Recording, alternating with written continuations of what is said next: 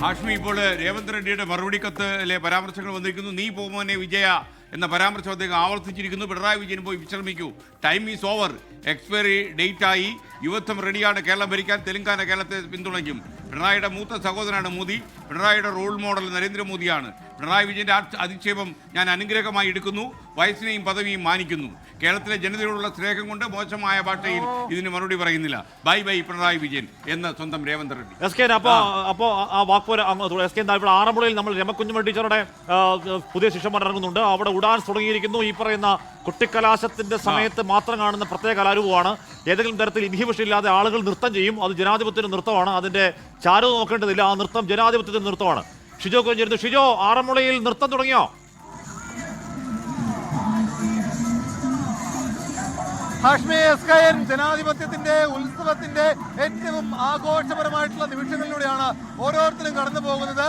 തെരഞ്ഞെടുപ്പിന്റെ കൊട്ടിക്കലാശം ഏതൊക്കെ രീതിയിൽ ഗംഭീരമാക്കാമോ അതിനെ അങ്ങേയറ്റം ഗംഭീരമാക്കുകയാണ് ആറന്മുളയിലെ UDF, LDF, BJP പ്രവർത്തകർ. നമുക്ക് ഈ ദൃശ്യങ്ങളിൽ കാണുന്നത് പത്തനംതിട്ട നഗരത്തിന്റെ ഗാന്ധി സ്ക്വയറിൽ വിവിധ പാർട്ടി പ്രവർത്തകർക്കായിട്ട് പ്രത്യേകം ക്രമീകരിച്ചു കൊടുത്തിരിക്കുന്ന സ്ഥലത്ത് വിവിധ പാർട്ടിയിൽപ്പെട്ട പ്രവർത്തകർ അവരുടെ കൊട്ടിക്കലാശം തീർക്കുന്നതാണ്.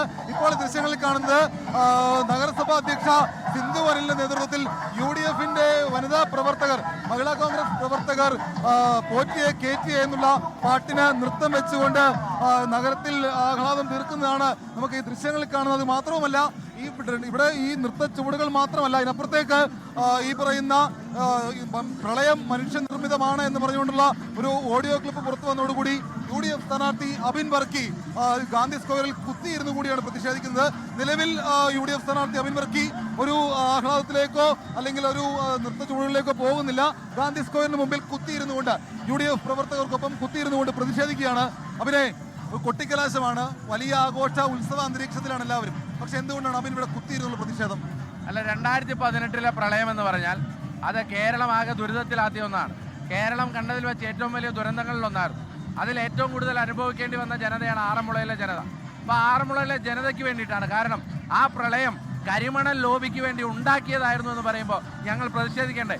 കാരണം അന്ന് ആ പ്രളയത്തിൽ എത്രയോ ആളുകളുടെ വീടുകളിലാണ് വെള്ളം കയറിയത്, എത്രയോ ആളുകളാണ് ദുരിതത്തിലായിരുന്നത്. അപ്പോൾ ആ ദുരിതത്തിലായിരുന്ന ആളുകൾ പ്രാണൻ കയ്യിൽ പിടിച്ചുകൊണ്ട് എയർ ആംബുലൻസിന് വേണ്ടി വിളിച്ച ആളുകളില്ലേ, പ്രാണൻ കയ്യിൽ പിടിച്ചുകൊണ്ട് വന്ന് രക്ഷിക്കാൻ വരാൻ വേണ്ടി കരഞ്ഞ ആളുകളില്ലേ, ഒരു മരുന്നിന് വേണ്ടി ഭക്ഷണത്തിന് വേണ്ടി കരഞ്ഞ ആളുകളില്ലേ, പ്രവർത്തകരെല്ലാം വലിയ ആവേശത്തിലാണ്.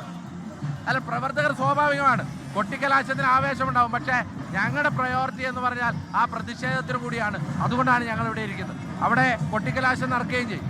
അപ്പോൾ അതാണ് അബിൻ വർക്കി ഇവിടെ കുത്തിയിരുന്ന് പ്രതിഷേധിക്കുന്നു. അതേസമയം UDF, യൂത്ത് കോൺഗ്രസ്, മഹിളാ കോൺഗ്രസ് പ്രവർത്തകർ ഒരു ഭാഗത്ത് നൃത്ത ചുവടുകളുമായിട്ട് ആഘോഷാന്തരീക്ഷത്തിൽ അവിടെ കിടന്ന് നൃത്തം വെക്കുന്നു. മറുഭാഗത്താണെങ്കിൽ LDFന്റെ കൊട്ടിക്കലാശം കാണാം. അവിടെ വീണ ജോർജിന്റെ ഈ ഫ്ലക്സും മറ്റ് ഈ പറയുന്ന ബലൂണും കൊടിതോരണങ്ങളും ഒക്കെ ആയിട്ട് വീണ ജോർജിനെ അനുകൂലിക്കുന്ന LDF പ്രവർത്തകർ അവിടെ വലിയ തരത്തിലുള്ള ആഘോഷാന്തരീക്ഷം തീർക്കുന്നു.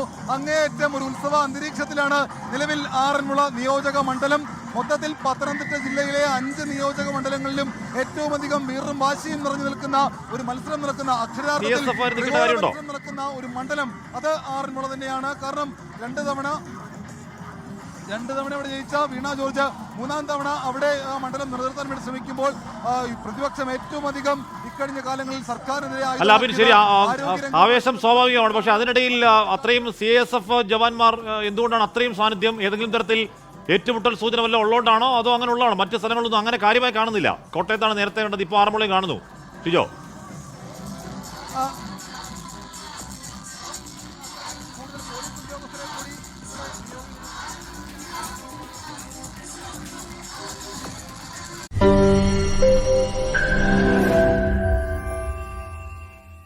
ലോകത്തെവിടെയായാലും ഏത് സമയത്തും 24 വാർത്തകളും ഓഗ്മെന്റഡ് റിയാലിറ്റി പാക്കേജുകളും എക്സ്പ്ലെയിനറുകളും വിശദമായി കാണാൻ ഞങ്ങളുടെ YouTube ചാനൽ നിങ്ങൾക്ക് സബ്സ്ക്രൈബ് ചെയ്യാം.